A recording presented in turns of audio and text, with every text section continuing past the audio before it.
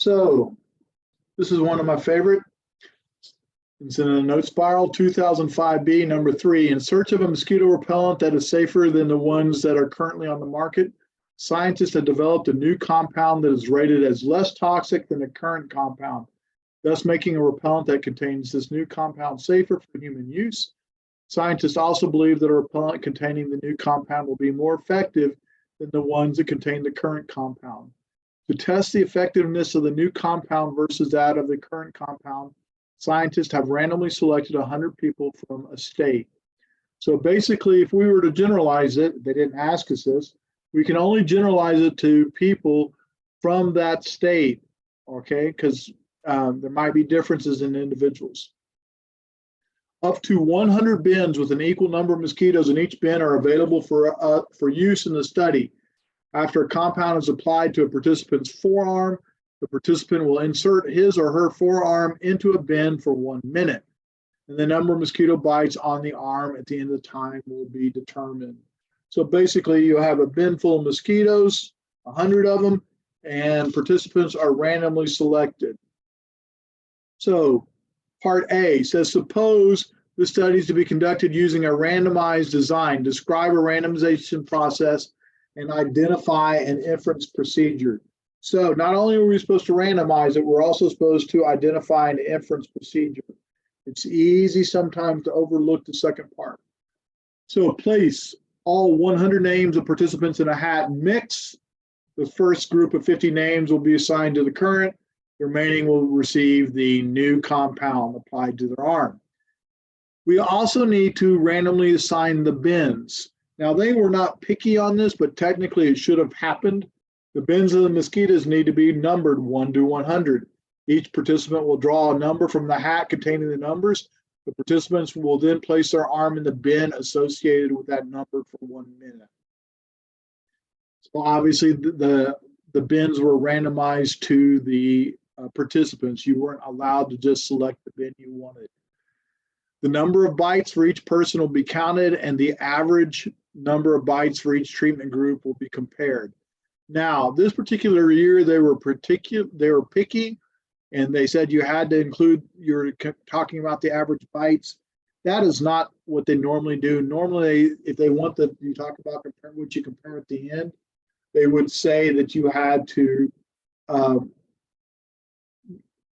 tell how a randomized experiment would be designed. If they talked about how a completely randomized experiment was designed, then you have to say, well, I would randomize this way, I would assign the treatments this way, and then I would compare results at the end. Here they just said, describe a randomization process. And so that's all they should have been grading. And in future years, that's all they would have graded. So I'm not too concerned about that. So if you only talked about the randomization process, you're good. But then we need to talk about the inference procedure. That's required because they asked for it. So an appropriate test would be, we have 2 groups, one receiving one treatment and the other receiving another treatment. So this would be a 2-sample t-test for a difference of means. Now, if you had this part just like this, that would have taken care of the mean part up there. You did not have to name your null alternative, but I did just for your benefit. So mu1 equals mu2, where mu1 is greater than mu2, where mu1 is the mean of bites for the group receiving the current, and mu2 is that with the receiving the new. Why? Because we think the new is better, so we should have fewer bites with the new than we had with the current.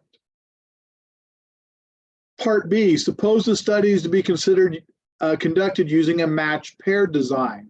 Describe a randomization process and then identify a procedure for the study.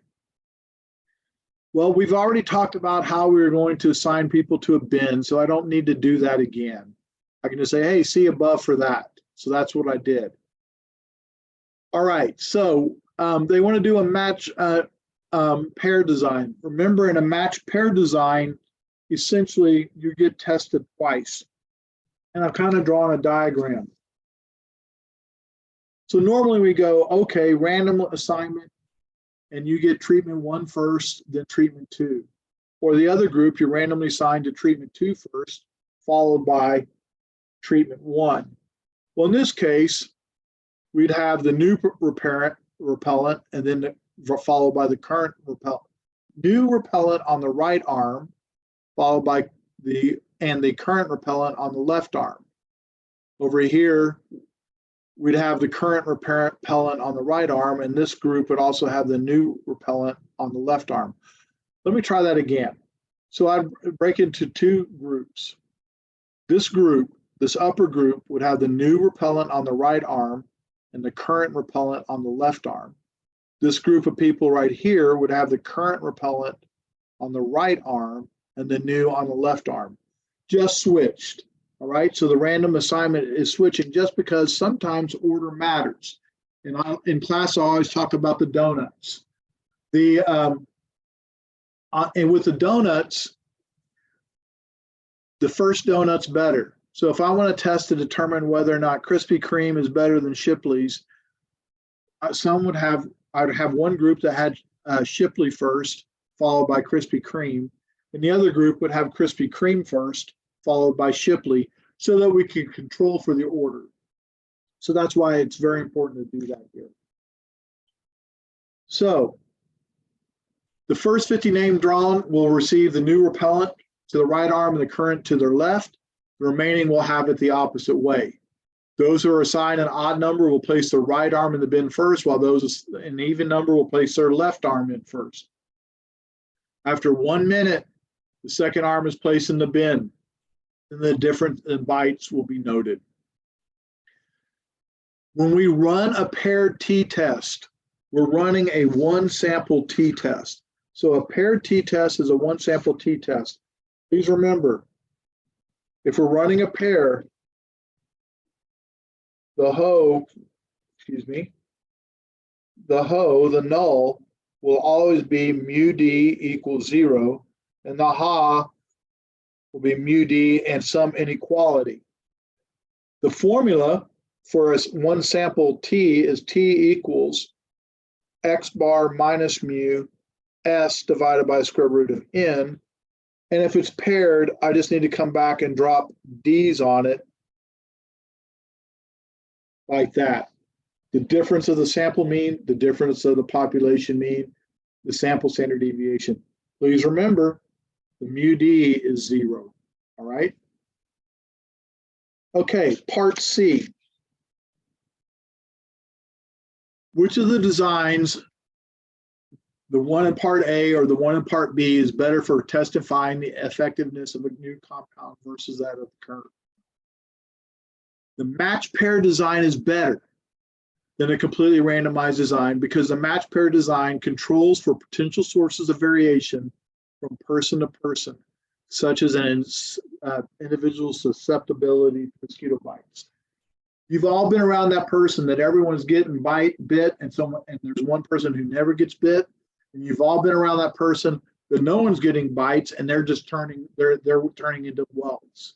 So by using a match pair design, we control for those differences. All right, so that should conclude that one.